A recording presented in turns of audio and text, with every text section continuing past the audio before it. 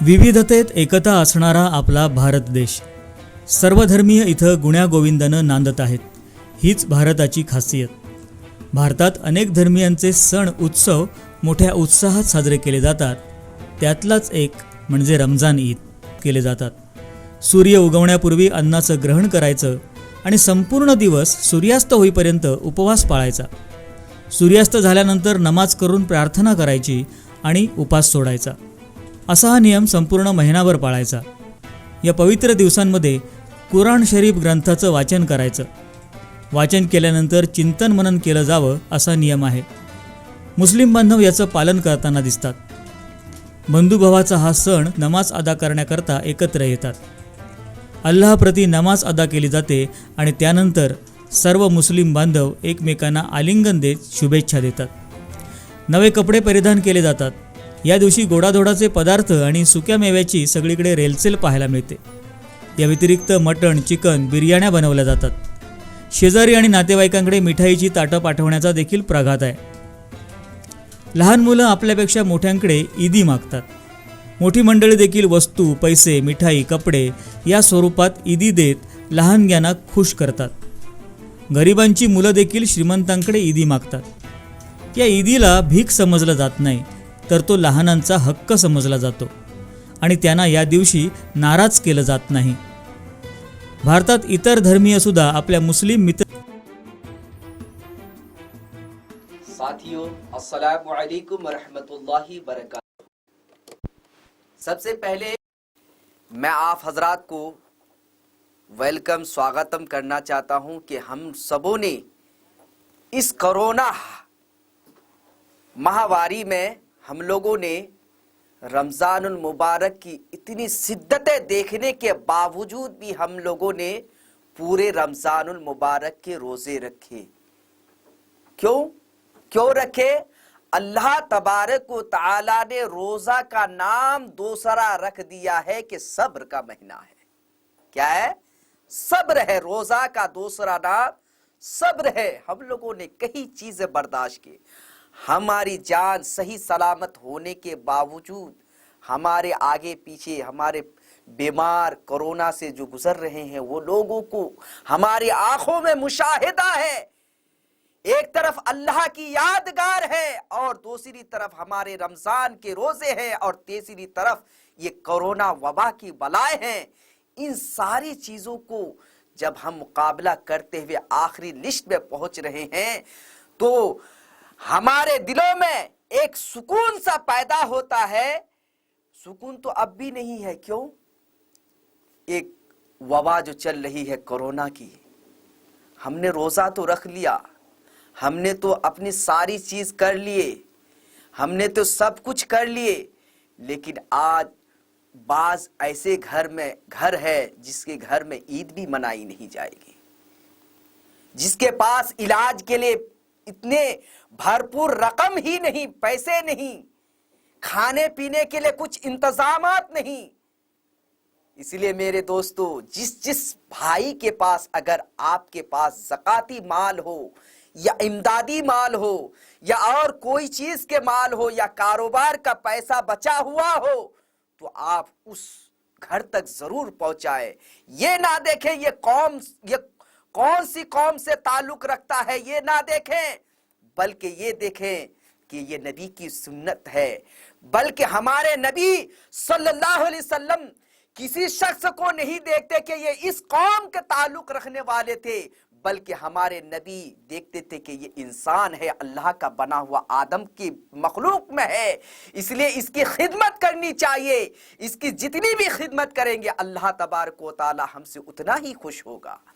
और मैं कहना चाहूँगा कि अगर आपके पास माल दौलत है या अल्लाह ने आपको, परवरदिगार ने कोई चीज़ से इनायत किया है, माल दौलत, आपके पास बैंक बैलेंस बचा हुआ है, तो आप अपने बैंक बैलेंस को बर्बाद करने के बजाय बल्कि आप उस कोरोना महामारी से जो लड़ रहे हैं, इलाज के लिए पैसे नहीं है, खाने पीने के लिए इंतजामात नहीं है, आप अगर उसकी जरूरत को पूरा कर देंगे तो आपकी और ईद उल फित्र की इबादत से ज्यादा اور आपको दूसरी इबादत से भी ज्यादा क्या मिलेगा, सवाब मिलेगा।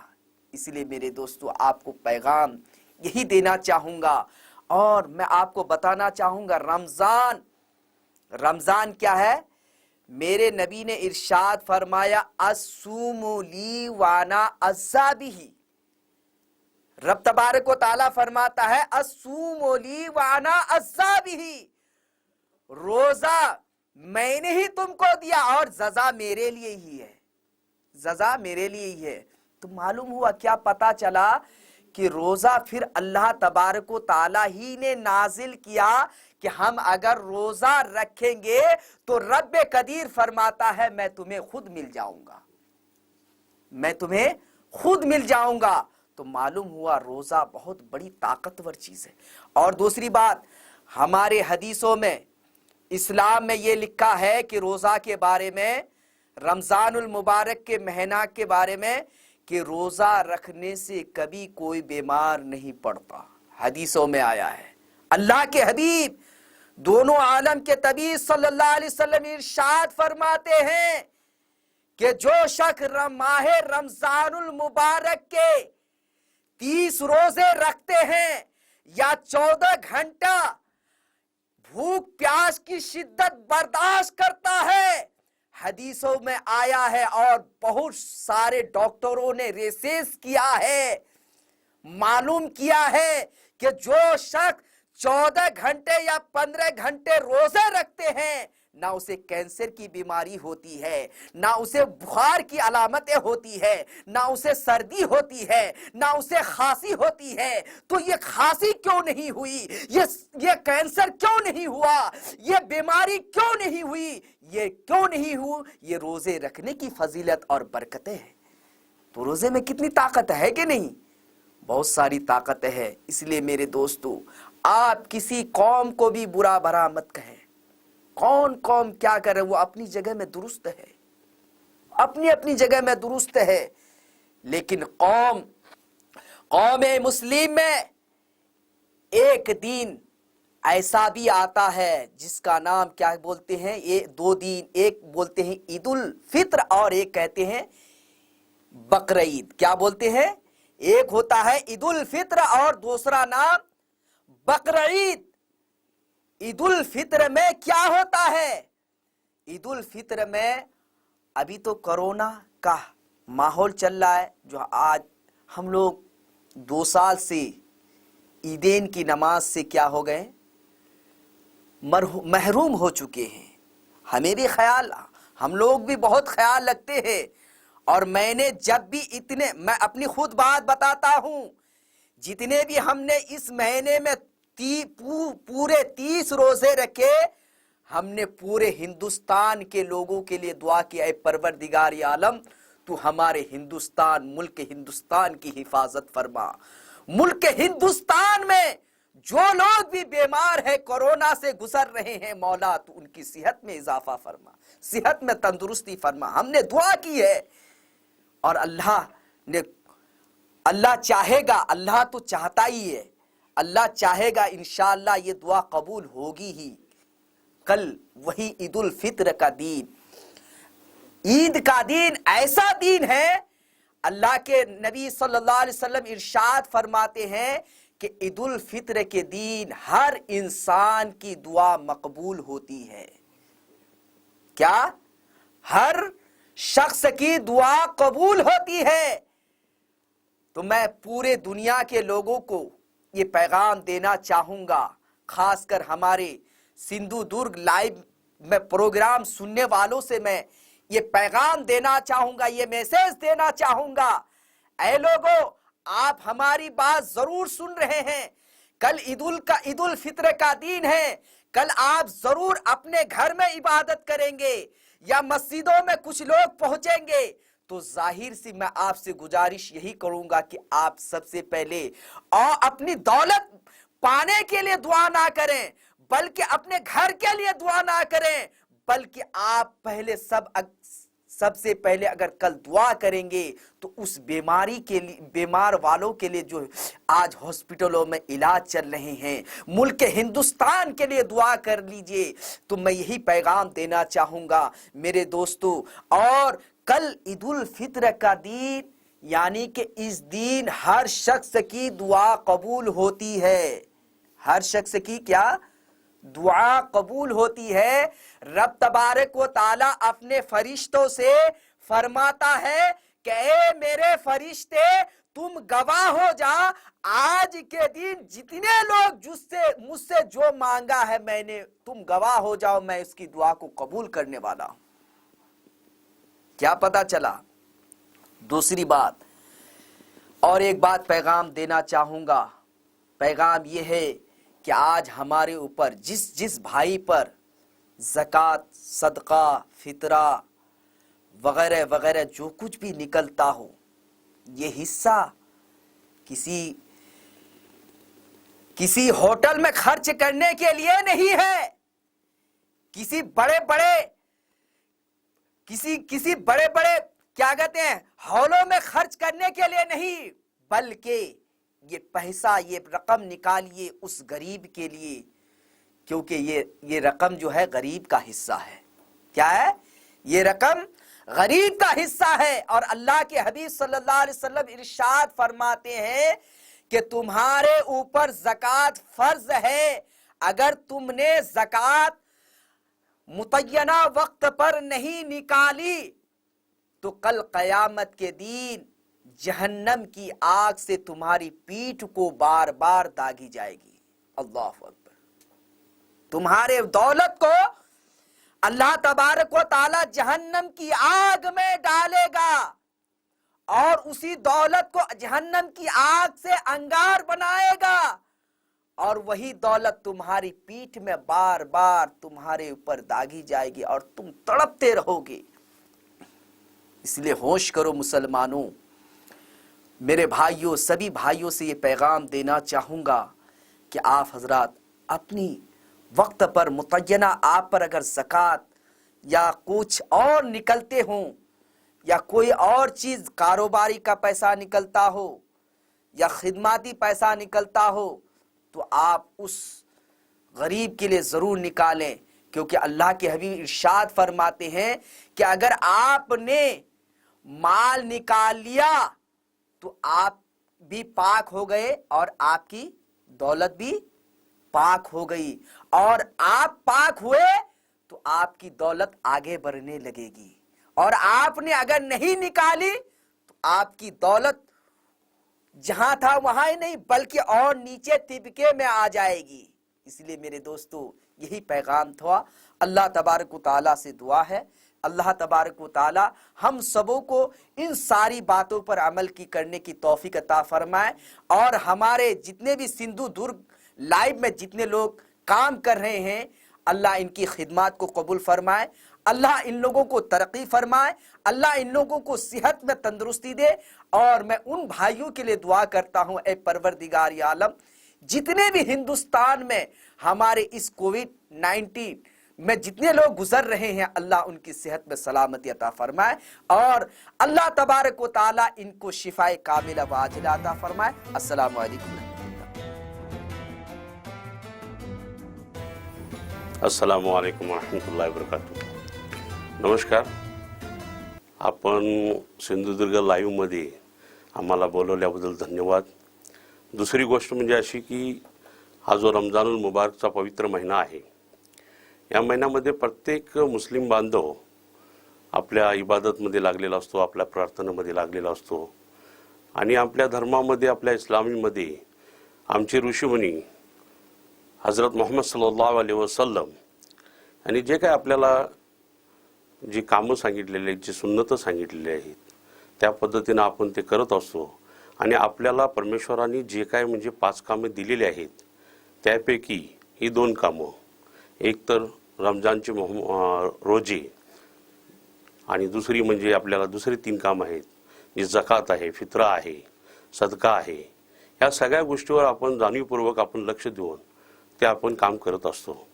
दुसरी महत्त्वाची गोष्ट म्हणजे की या रमजानुल मुबारकमध्ये आपला फक्त पोटाचा रोजा नसतो, तर रोजा हा सर्व आपल्या अवयवांचा रोजा असतो. जेणेकरून म्हणजे सांगायचं म्हणजे काय, लोकांना कळायला पाहिजे अगदी की बाबा रोजा कशाबद्दल असतो. तर रोजा हा फक्त पोटाचा रोजा नाही, तर आपल्या डोळ्यांचाही रोजा असतो, आपल्या तोंडाचाही रोजा असतो, आपल्या हातापायांचा बी रोजा असतो, आपल्या नजरेचा रोजा असतो.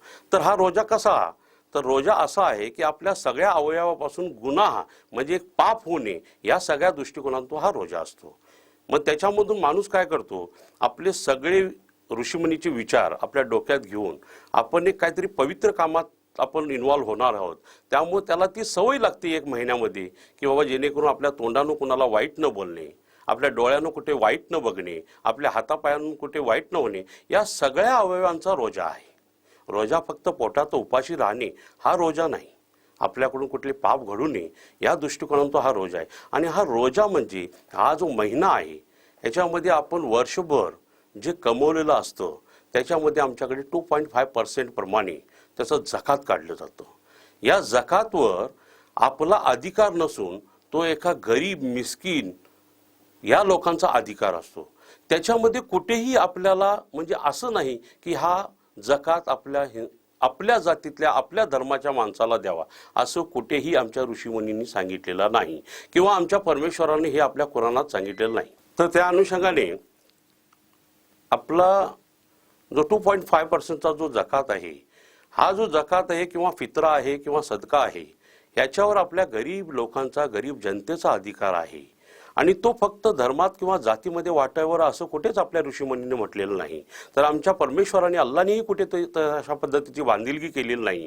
तर त्यामध्ये तुम्हाला एक सांगतो की आपले ज्यावेळी आपले जे ऋषीमुनी आहेत हे एकदा आपल्या कुतुबखान्यामध्ये बसलेले होते आणि त्यांचे जे सहकारी होते त्यांनी विचारलं की हजरत मोहम्मद सल्लल्लाहु अलैहि वसल्लम, आम्ही जर समजा आपली सखी बहीण जरी आपल्या गल्लीमध्ये नसली, दुसऱ्या गल्लीमध्ये जर असेल आणि आमच्या शेजारला कुठला तरी एक म्हणजे आपला गैर हिंदू मुस्लिम भाई जर तो उपाशी असेल तर काय मी तिसऱ्या गल्लीमध्ये जाऊन त्या माझ्या बहिणीला देऊ शकतो? तर अल्लाह के रसूल नबी अकरम सल्लल्लाहु अलैहि वसल्लमनी सांगितलं नाही की पहिला अधिकार आपल्या शेजाऱ्याचा असतो, मग ती कुठल्याही जाती धर्माची असावं दे. म्हणजे आपला इस्लाम धर्म हा शिकवतो की आपण कुठल्याही परिस्थितीमध्ये सहानुभूती दाखवणे, ती कुठल्याही जाती धर्माची असू दे किंवा कुठल्याही प्रांताची असू दे. आपल्याला इस्लाम धर्म जो शिकवतो तो रमजान महिन्यामध्ये आपण सगळी जी अमाऊंट जी काढलेली असते ती अशाच लोकांचा त्याच्यावर अधिकार असतो आणि अशाच पद्धतीने रमजानमध्ये काढलं जातं. आणि त्याच पद्धतीने हे सर्वसामान्य माणसाला सुद्धा हे नियम लागू आहेत. असं काय नाही की हे मोठ्याच माणसाला लागू आहे, हे सर्वसामान्य माणसाला. मग ज्या पद्धतीनं ज्या माणसाची इन्कम असेल त्या पद्धतीने त्याचा तो जकात निघतो आणि फित्रा निघतो. आणि दुसरी गोष्ट महत्त्वाची म्हणजे हा रमजानचा पवित्र महिना ज्यावेळी चालू होतो त्यावेळी सगळे आम्ही आनंदात असतो, कारण आपल्याला एक बेसमेंट मिळतं. परमेश्वराकडे मागायची एक रस्सी आपल्याकडे मिळते आणि त्याच्याशी डायरेक्ट आपण मागून आपलं एक म्हणजे एक वेगळं अस्तित्व निर्माण करू शकतो. पण तो आज रमजानचा शेवटचा दिवस आणि आम्हाला या रमजानच्या महिन्यामध्ये आपण रोजे जे राहतो किंवा जी प्रार्थना करतो संपूर्ण जगासाठी करतो आणि आपले इतर सर्व मित्र मैत्रिणी आपल्या देशाच्या जितक्या बी आहेत, आपले हिंदू मुस्लिम भाई शीख या सगळ्यांच्यासाठी आपण पुरी आलमकेसाठी म्हणतो, ज्यावेळी त्यावेळी ती सगळ्यांच्यासाठी करतो. आणि हे करत असताना उद्या आपल्याला त्याचं फळ मिळणार आहे. उद्या आपली ईद आहे. मी सर्व माझ्या हिंदुस्थानच्या भारताच्या सगळ्या आमच्या हिंदू मुस्लिम शीख ईसाई या सगळ्या भावांना आपली शुभेच्छा देतो की उद्या आपल्या ईद आहे आणि ईदच्या हार्दिक शुभेच्छा. दुसरी गोष्ट म्हणजे आता या महामारीच्या कोरोनाच्या या पार्श्वभूमीवर आपण सर्व मुस्लिम बांधवांनी खरोखरच सहकार्य केलेलं आहे, त्याबद्दल त्यांचं धन्यवाद. की आपण या ईदला कुठलाही फालतू खर्च केलेला नाही आणि करणारही नाही. कारण मी स्वतः सोशल वर्कमध्ये काम करतो, त्या अनुषंगाने कित्येक आमच्या मुस्लिम बंधुवांनी आपला जो अमाऊंट आहे, आपली जो फुजूल खर्चाचे आपण जे कपडे लत्ते वगैरे घेणार होते ते कॅन्सल करून सर्वसामान्यांच्या माणसांच्या ज्यांच्या घरामध्ये आज अन्नधान्य नाही आहे तशा लोकांना ते पुरवलं. मी म्हणतो परमेश्वर आपल्याला ह्याच्यापेक्षा जास्त देणार आहे, ह्याची गॅरंटी मात्र फुल आहे. पण आता उद्याचा सणाचा दिवस आहे, आपल्याला सगळ्यांना हार्दिक शुभेच्छा देऊया.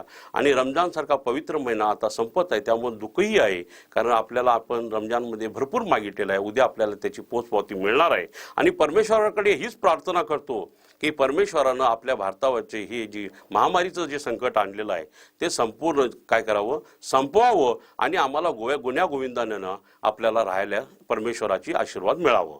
आणि दुसरी महत्त्वाची गोष्ट म्हणजे की उद्या आपण ईद आहे म्हणून कुठेही आपल्या हातून चुका होऊ नये याची सुद्धा दक्षता घ्यावी, कारण आपली एक चूक आपल्याला मोठ्या संकटात टाकू शकते. कोरोनाची महामारी सुरू आहे तर आपण आपल्या घरामध्येच प्रार्थना करावी, अन्यथा जे ठरवल्याप्रमाणे मशिदीमध्ये 4-5 व्यक्ती जे नमाज पडणार आहेत ते पडतील, परंतु बाकीच्यांनी पथ्य पाळावं आणि आत्तापर्यंत जशा पद्धतीनं सोशल डिस्टन्स करून लोकांना सहकार्य केलेलं आहे त्याच पद्धतीनं आपण सादगीप्रमाणे आणि शांततेने आपली ईद पार पडावी अशी सगळ्यांना मी नम्र विनंती करतो.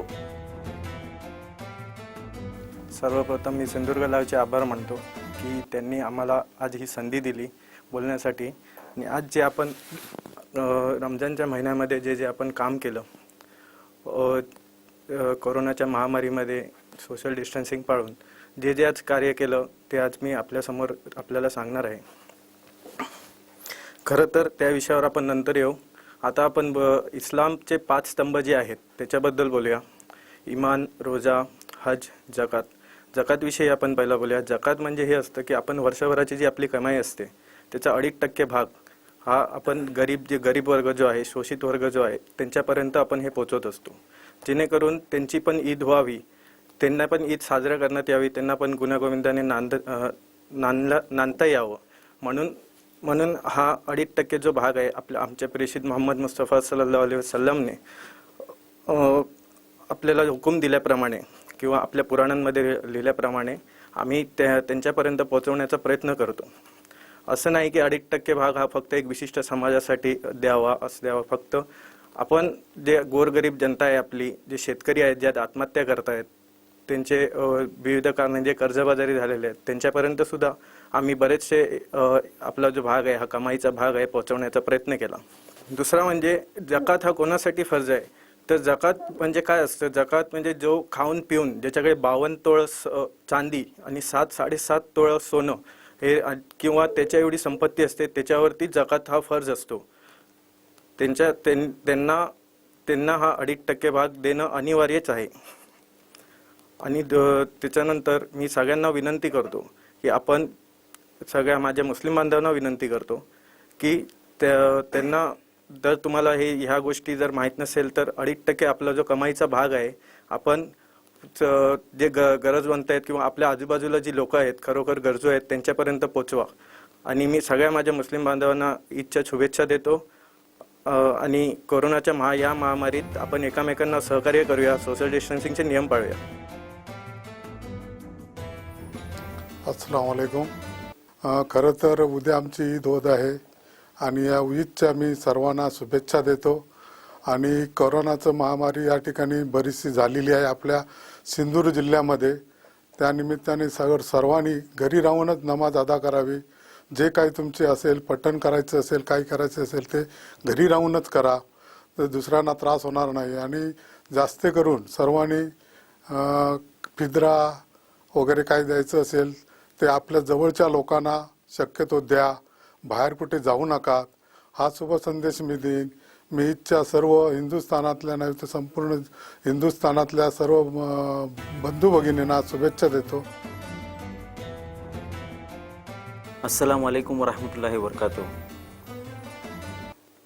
आज या ठिकाणी सिंधुदुर्ग लाईव्हच्या माध्यमातून आमच्या सावंतवाडी मध्ये सुरू असलेल्या 2018 सालापासून कार्यान्वित असलेली आमची मुस्लिम हेल्थ अँड वेलफेअर फाउंडेशन सावंतवाडीच्या माध्यमातून या ठिकाणी आज आम्ही सर्वांना रमजानच्या हार्दिक शुभेच्छा देतो.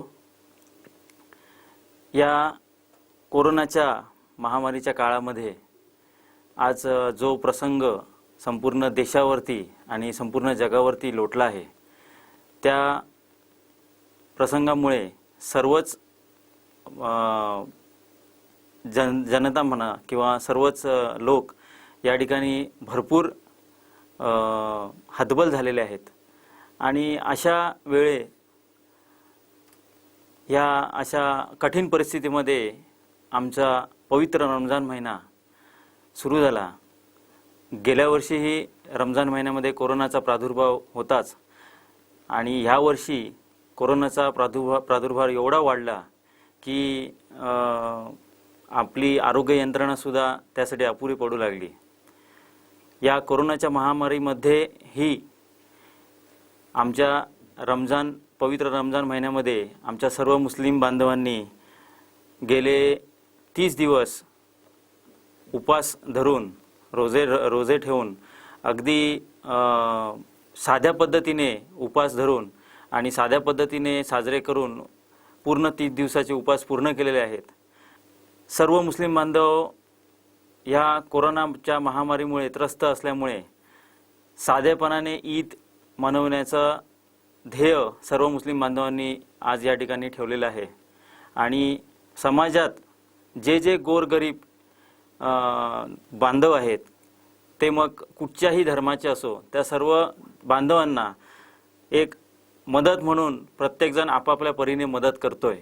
आज समाजामध्ये एक सलोख्याचं वातावरण, धर्म जात न बघता एक माणुसकीचं नातं बघून या पवित्र रमजान महिन्यामध्ये सर्व मुस्लिम बांधव कार्यरत आहेत.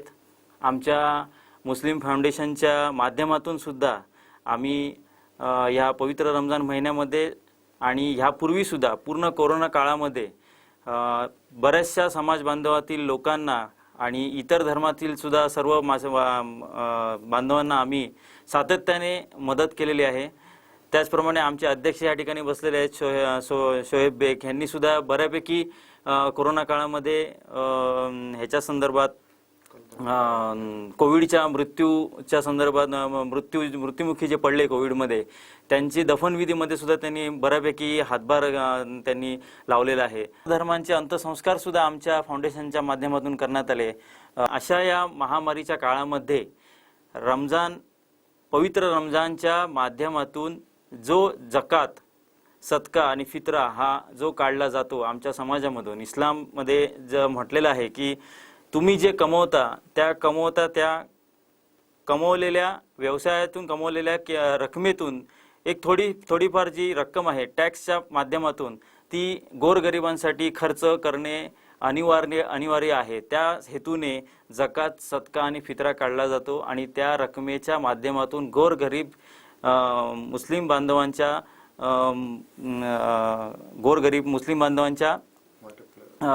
परिवारास त्याचा वाटप केला जातो. त्यांना अन्नधान्य पुरवलं जातं. दरवर्षी आम्ही आमच्या फाउंडेशनच्या माध्यमातून 50 रेशन पॅक म्हणजे 50 पिशव्या धान्याच्या म्हणजे पूर्ण धान्य साठा महिन्याचं सामान आम्ही वाटप करतो. यावर्षी सुद्धा आम्ही 50 पिशव्यांचं वाटप केलं गोरगरीब जनतेला. अत्यंत गरजू जो आहे गरीब त्याच्यापर्यंत ते पोहोचेल आणि त्याच्या घरात सुद्धा ईद साजरी होईल. जशी आम्ही साजरी करतो तशी त्याच्या घरात सुद्धा ईद साजरी होईल ह्या हेतूने कार्य नेहमी केलं जातं. आज सावंतवाडीमध्ये 2018 पासून आम्ही काम करतोय. आमच्या फाउंडेशनचा पुढचा हेतू आहे लवकरात लवकर एक समाजाची ॲम्ब्युलन्स या ठिकाणी उपलब्ध व्हावी. जी ॲम्ब्युलन्स आमच्या समाजाकडे आतापर्यंत नव्हती, त्या हेतूने आम्ही कार्यरत आहोत.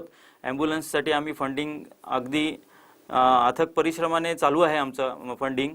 त्या फंडिंगसाठी आज आम्ही सिंधुदुर्ग लाईव्हच्या माध्यमातून सुद्धा तुम्हाला सांगू इच्छितो की ज्या कोणाला आमच्या फाउंडेशनच्या ॲम्ब्युलन्ससाठी फंडिंग करायचं असेल त्यांनी आमच्या सर्व डिटेल्स तुम्हाला आम्ही देऊ. त्या डिटेल्सवरती तुम्ही डायरेक्ट फंडिंग करू शकता, ऑनलाईन ट्रान्सफर करू शकता किंवा आमच्या सदस्यांकडे भेटून सुद्धा ट्रान्सफर करू शकता. आणि ही ॲम्ब्युलन्स जी येणार आहे ती साधारणतः पुढील 4 महिन्यामध्ये ॲम्ब्युलन्स सावंतवाडीमध्ये येण्याची अपेक्षा आहे. त्या ॲम्ब्युलन्समधून आम्ही गोरगरीब जनतेला, मग ती कुठच्याही धर्माची असो, नुसती समाजबांधव मुस्लिम समाजासाठी नव्हे तर सर्व धर्मांसाठी आमची ॲम्ब्युलन्स ही आम्ही लोकार्पण करू. त्या ॲम्ब्युलन्समध्ये गोरगरीब जे अगदीच म्हणजे ज्यांना खरोखरच गरज आहे, ज्यांची क्षमता नाही अशा व्यक्तींना आम्ही ती ॲम्ब्युलन्स मोफत देऊ. आणि एक वेगळं काम करण्याची आम्ही ध्यास घेऊन आम्ही ह्या ठिकाणी 2018 पासून उतरलेलो आहोत. आज या सिंधुदुर्ग लाईव्हच्या माध्यमातून आम्ही या ठिकाणी आपल्यासमोर आलोत.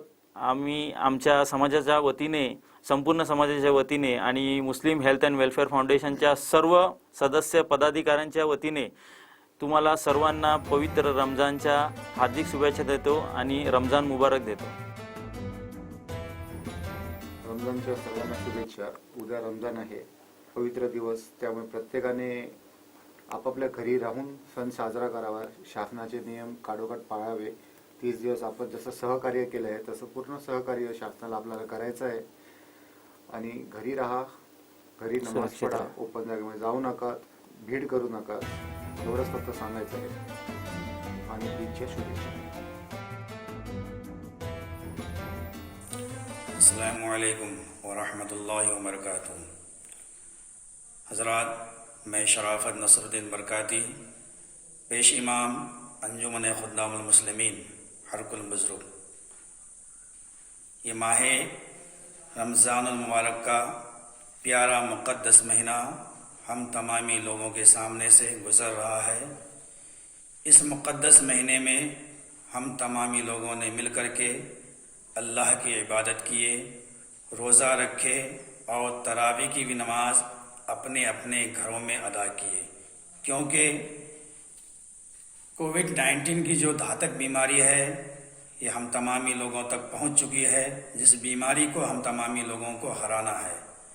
इसलिए हम लोग सोशल डिस्टेंस का भी पालन किए और महाराष्ट्र गवर्नमेंट की तरफ से जो कानून नाफिज किया गया था उसका हम पालन करते हुए पूरा हम महाराष्ट्र गवर्नमेंट की मदद किए हैं. साथ साथ में जो कुछ भी कहा गया है हम उसका पालन किए हैं और हम अपने अपने घरों में नमाज भी अदा किए हैं. तरावी की नमाज जो रमज़ान मुबारक में इश्तरा पढ़ी जाती है उसको भी हम फ़र्दन अपने घरों में ही अदा किए हैं. क्योंकि इस बीमारी को हमको हराना है और इस बीमारी को दूर भगाना है. आप तमामी लोगों से भी गुजारिश है कि आप तमामी लोग भी सोशल डिस्टेंस का एहतमाम करें, साथ साथ में मास्क को भी आप इस्तेमाल में लेकर के आएँ और लोगों से दूरी बना करके कोविड-19 को आप दूर भगाएं. और जो भी हमारे सामने में ईद उल फितर की नमाज होने वाली है, आप तमामी लोगों से भी गुजारिश है कि अपने अपने घरों में आप तमामी लोग इस नमाज को अदा करें और पुलिस की सहायता करें, उसकी मदद करें. वमा अलैना इल्लल बलाग. अस्सलामु अलैकुम व रहमतुल्लाहि व बरकातुहू. रमजान महिना हा इस्लाममध्ये पवित्र महिना मानला जातो. अल्लाह तालाने हजरत मोहम्मद पैगंबरांवर व त्यांच्या मानणाऱ्यांवरती रोजे फर्ज केले. रमजान या पवित्र महिन्यामध्ये अल्लाह तालाने हजरत मोहम्मद पैगंबरांवरती कुराण नाजिल केले. या महिन्यामध्ये अल्लाह तालाने आपल्या बंद्यांवरती सुद्धा रहम करम फरमावले आहे. रमजान महिना हा इबादतीचा महिना म्हणून ओळखला जातो. या महिन्यामध्ये जे लोक श्रीमंत आहेत ते आपल्या उत्पन्नाच्या 2.5% रक्कम गरीब व गरजू लोकांना दान धर्म करून गरिबांच्या आर्थिक परिस्थितीला पाठबळ देण्याचेच कार्य करत असतात. या पवित्र महिन्यामध्ये रोजा ठेवणे हे सर्वात महत्त्वाचे मानले जाते. रोजा सकाळी सूर्य उगवण्याआधी सुरू होतो आणि सूर्य मावळल्यानंतर त्याची समाप्ती होते. या कालावधीमध्ये रोजदार काही खाऊ पिऊ शकत नाही. तसेच छोट्या मोठ्या अपराधापासून गुन्ह्यापासून तो स्वतःला दूर ठेवण्याचं कार्य करीत असतो. इस्लाममध्ये रोजाचे अनेक फायदे सांगितलेले आहेत. आमचे पैगंबर हजरत मोहम्मद मुस्तफा सल्लल्लाहु अलैहि वसल्लम यांनी असे सांगितले आहे की रोजा ठेवा आणि तुमच्या तब्येतीला स्वास्थ्य मिळवा. यावर काही शास्त्रज्ञांनी मेडिकल रिसर्च करून त्यानुसार जर एखाद्या व्यक्तीने महिनाभर काही न खाता पिता निर्जळ उपवास केले तर शरीरातील अनेक आजार बरे होतात. हे रमजानचे फार मोठे महत्त्व त्यांनी सिद्ध केले आहे. नमस्कार. सिंधुदुर्ग जिल्ह्यातील माझ्या तमाम जिल्हावासियांनो, ईदचा सण साजरा करत असताना सर्वांनी आवश्यक ती खबरदारी घ्या. आमच्या ईदच्या सणानिमित्त तुम्हा सर्वांना, माझ्या सगळ्या जिल्हावासियांना ईदच्या भरभरून शुभेच्छा. आजपर्यंत जसे आपण सहकार्य करत आहात त्याचप्रमाणे यापुढेही सहकार्य राहील ही अपेक्षा ईदचा सण हा वर्षातून एकदा येत असतो. तो सण आम्ही मोठ्या उत्साहाने दिमाखाने साजरा करत असतो. आमच्या घराजवळ आमच्या घराकडे सर्व जाती धर्माचे आमचे पाहुणे आमचे मित्रमंडळी सगळे आमच्या घरी त्या दिवशी पाहायला होत असतात. परंतु गेल्या वर्षी आणि या वर्षीसुद्धा ईदचा सण हा कोरोनासारख्या महामारीमुळे आम्हाला घरातल्या घरात साजरा करावा लागत आहे. तरी माझ्या सिंधुदुर्ग जिल्ह्यातील सर्व मुस्लिम बांधवांना आणि सगळ्या जिल्हावासियांना माझ्याकडून ईदच्या शुभेच्छा. त्यांनी घरातच राहून हा ईदचा सण साजरा करावा आणि अल्लाह आमच्या सगळ्या बांधवांना या कोरोनासारख्या महामारीमुळे लढण्यासाठी चांगली ताकद आणि शक्ती देऊ.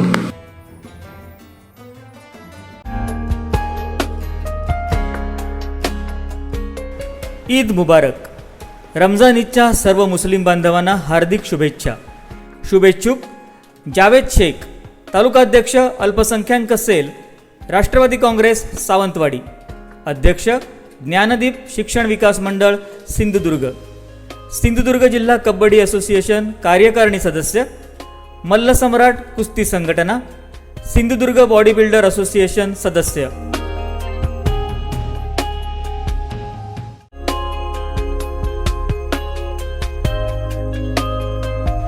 ईद मुबारक. रमजान ईदच्या सर्व मुस्लिम बांधवांना हार्दिक शुभेच्छा.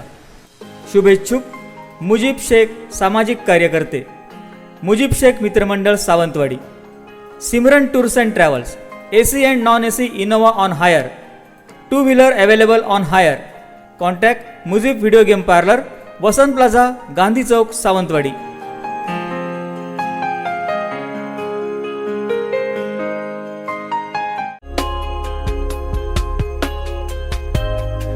ईद मुबारक.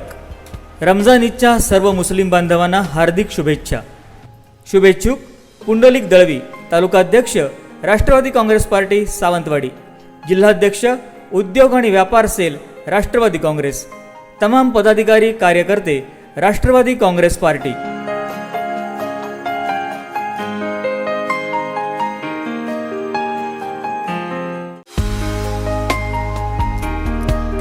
ईद मुबारक. रमजान ईदच्या सर्व मुस्लिम बांधवांना हार्दिक शुभेच्छा. शुभेच्छुक शफीक खान, राष्ट्रवादी नेते, सामाजिक कार्यकर्ते. Bharat agriculture steel furniture industries.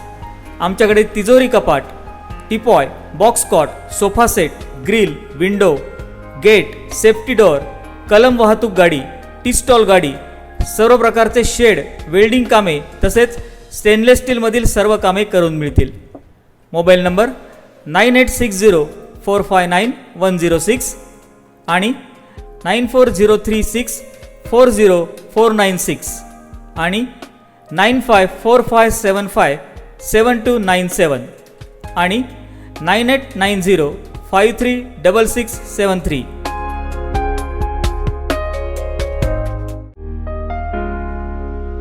Eid मुबारक. रमजान ईदच्या सर्व बांधवांना हृदयापासून शुभेच्छा. शुभेच्छुक आगा सेलिब्रेशन, मल्टीपर्पज युटिलिटी केंद्र, लग्न, वाढदिवस, एंगेजमेंट, मुंजीसाठी प्रशस्त हॉल. संपर्क अहमद. मोबाईल क्रमांक 9423811489 आणि 9922850478 आणि 8275315786.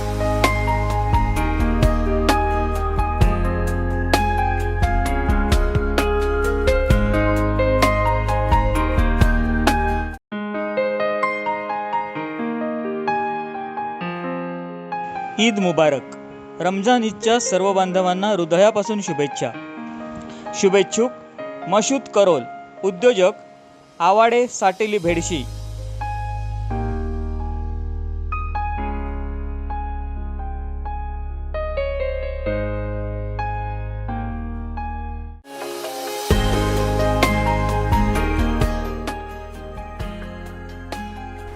ईद मुबारक. रमजान ईदच्या सर्व मुस्लिम बांधवांना हार्दिक शुभेच्छा. शुभेच्छुक accurate engineering industries, MIDC area, Kudal. शुभेच्छुक कौसर खान, मोबाईल नंबर 9422054526 आणि रिजवान खान, मोबाईल नंबर 9422436997 आणि Adil Khan mobile number 9405748134.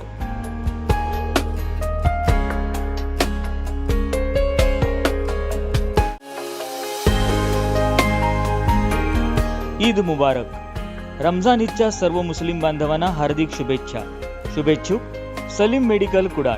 Mobile क्रमांक 9423832502.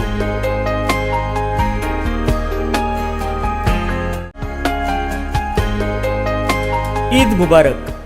रमजान ईदच्या सर्व मुस्लिम बांधवांना हार्दिक शुभेच्छा. शुभेच्छुक अरशद अनवर बेग, जिल्हा उपाध्यक्ष राष्ट्रवादी युवक काँग्रेस.